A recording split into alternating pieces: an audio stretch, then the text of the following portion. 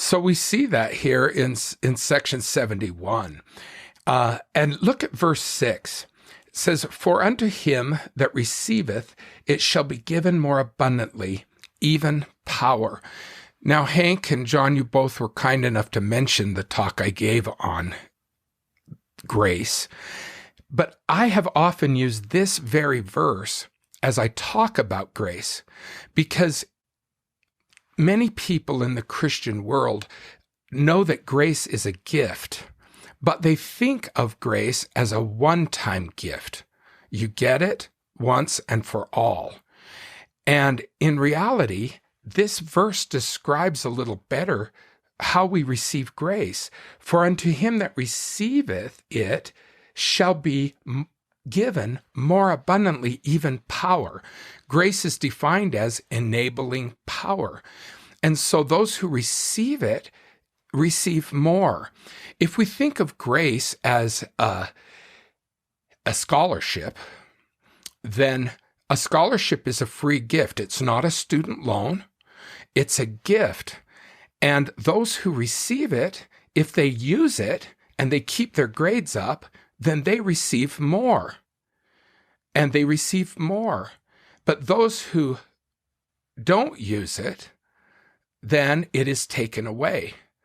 I know, because a lot of my students who are freshmen come to BYU with a scholarship that they've worked so hard for, and they'll lose it in the first semester. Why? Because they didn't take advantage of the opportunity. A scholarship doesn't guarantee learning, and a scholarship doesn't guarantee graduation.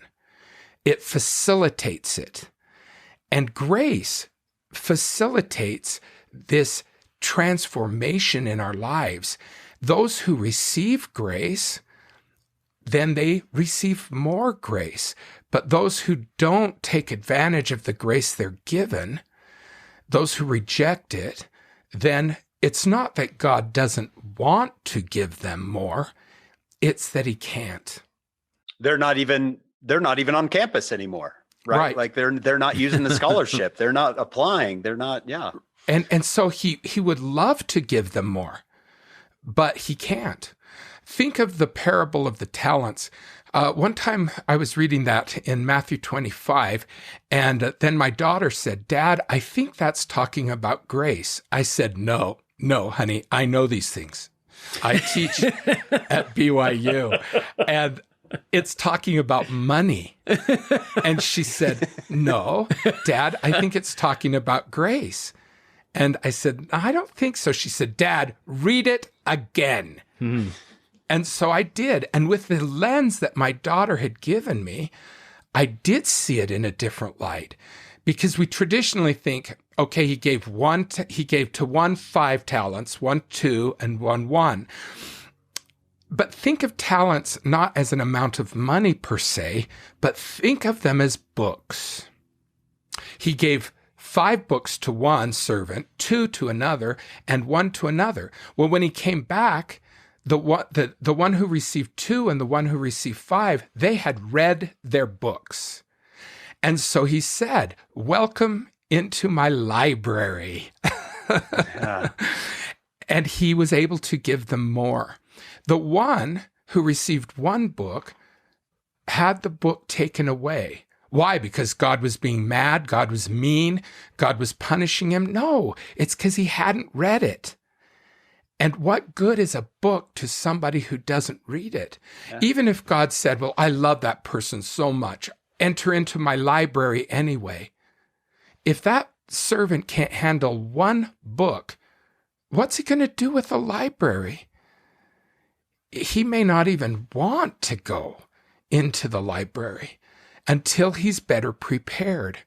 So this verse always makes me think of grace.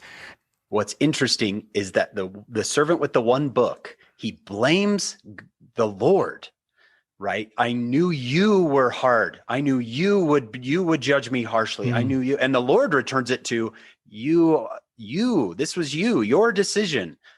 What does he say? "You are slothful." Yeah, servant. You didn't read the book. Yeah, So as much as we want to put the blame on God, you don't love me.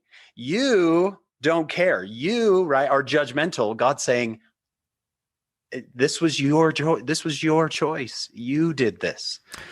And for unto him that receiveth, it shall be given more abundantly, even power. And those who don't receive, it's taken away. Well, how do I receive grace?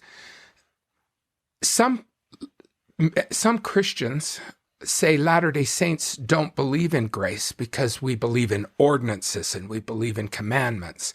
We have more faith in that than we do in grace. What they don't understand is that for us, ordinances and covenants are not what we do instead of grace. It's what we do to use grace, to receive grace, to acknowledge it, to appreciate it, and to welcome more and more grace into our lives. And as we welcome more, then God is able to give more.